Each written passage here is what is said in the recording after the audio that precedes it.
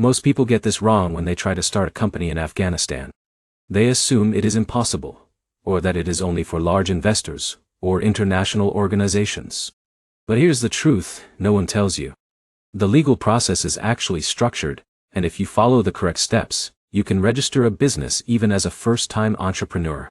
The biggest mistake you need to avoid is trying to start operations before understanding the legal framework. Because in Afghanistan, missing just one registration step can delay your business, or stop it from being recognized entirely. In this video, I will walk you through the complete step-by-step process of starting a company in Afghanistan in 2026. You will learn how to choose your business structure, register legally, obtain licenses, handle taxes, and actually begin operating in a compliant way. And stay with me, because in a minute I'll show you the step most beginners skip, and that step is exactly what causes the biggest delays and rejections. Let's start from the beginning. The first thing you need to understand is that company registration in Afghanistan is primarily handled by the Afghanistan Central Business Registry, along with support from the Ministry of Commerce and Industry, depending on your business type. This means your business registration is not just one form. It is a structured legal process involving multiple approvals. Now here's where most people make their first mistake. They rush into registration without choosing the right business structure. And that leads to legal confusion later. In Afghanistan, the most common business structures include sole proprietorship, partnership, and limited liability company. Each one has different rules, ownership structures, and tax implications. For example, if Alex wants to open a small grocery store in Kabul, a sole proprietorship might be enough. It is simple, faster, and easier to manage. But if John wants to start a logistics company with investors, a limited liability company is more suitable because it protects personal assets and allows multiple shareholders. So before anything else, you must decide how your business will be structured. This decision affects everything that follows. Now here's where it gets interesting. Your structure determines your legal risk, your ability to scale, and even your banking options later. Once your structure is clear, the next step is choosing and reserving your company name. In Afghanistan, you cannot legally operate under a business name that has not been approved. The name must be unique, non-deceptive, and compliant with government rules. For example, if Jake tries to register a company called Afghanistan National Bank Services, it will be rejected because it suggests affiliation with a government institution. Instead, he should choose something like Kabul Trade Solutions or Hindu Kush Logistics. Now, here's the problem most beginners face. They only submit one name option. If it gets rejected, they lose days or even weeks waiting for resubmission. The smarter approach is to prepare multiple name options in advance so you can move quickly if the first one fails. Once your name is approved, you move to the documentation stage. This is where things become more serious, but I will simplify it for you. You will need core legal documents such as your company statutes, ownership structure, business purpose description, and shareholder agreements if there is more than one owner. Think of these documents as the rulebook of your company. They define how your business operates, who owns what, and how decisions are made. For example, if Maria and Alex are starting a textile export business in Herat, they must clearly define ownership percentages, management roles, and what happens if one partner wants to exit the business. Now here's where many people fail. They copy templates from the internet without adjusting them to their real situation. That creates legal disputes later when the business grows or changes direction. So always ensure your documents reflect your actual business model. Once documents are ready, you submit your application to the Central Business Registry. At this stage, the government reviews your application, verifies your identity, checks your documents, and ensures everything complies with Afghan commercial law.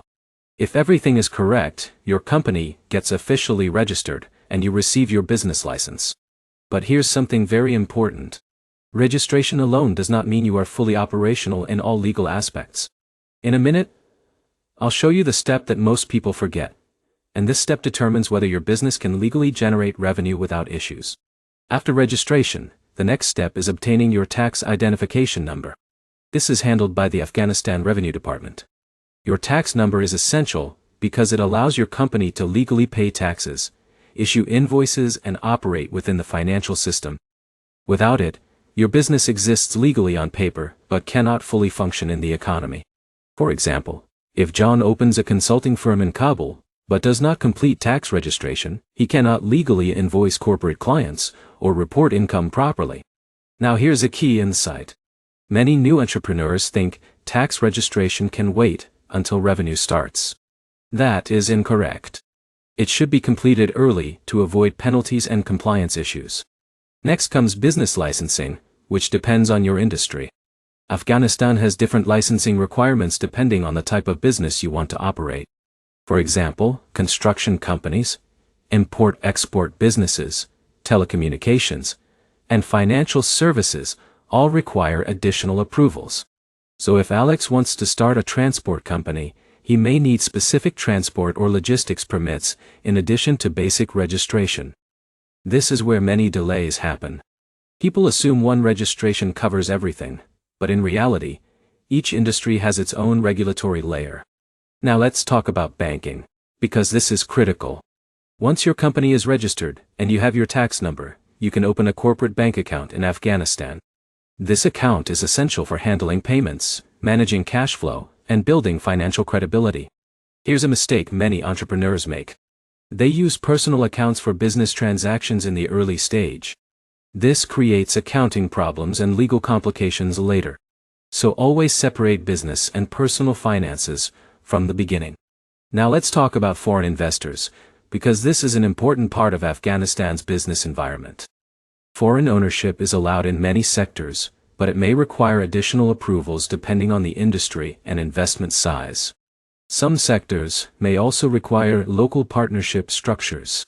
So if Jake from the US wants to open a construction company in Afghanistan, he may need approval from investment authorities and possibly a local partner, depending on the project type. Now here's the step most beginners completely ignore. Even after registration, tax setup, and licensing, your company must maintain ongoing compliance. This includes filing reports, maintaining accounting records, renewing licenses, and paying taxes on time. If you ignore compliance, your business can face fines, suspension, or deregistration. So think of registration as the beginning, not the end. Compliance is what keeps your business alive. Now let's simplify the entire process into a clear flow so it becomes easy to remember. First, choose your business structure. Then, reserve your company name. Next, prepare your legal documents. Then submit your registration to the Central Business Registry. After approval, obtain your tax identification number. Then apply for industry-specific licenses if required. Next, open your corporate bank account. Finally, maintain full legal compliance through reporting and taxation. Now, let's talk about common mistakes people make when starting a company in Afghanistan.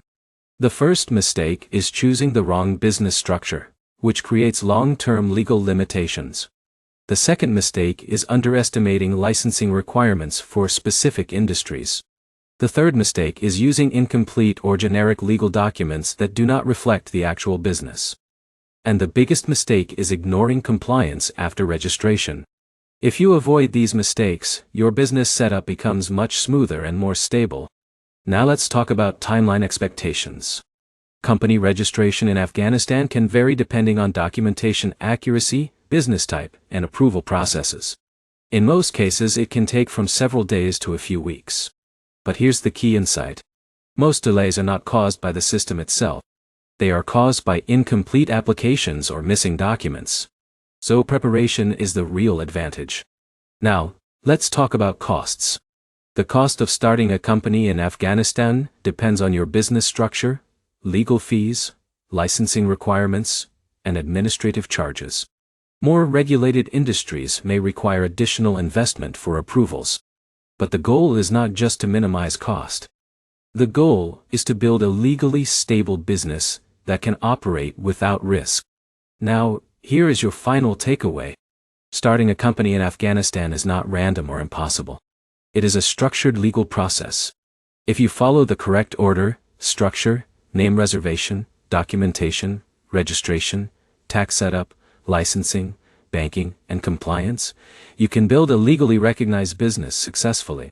If you found this guide helpful, like this video, Leave a comment with your business idea. And subscribe for more step-by-step country business guides like this.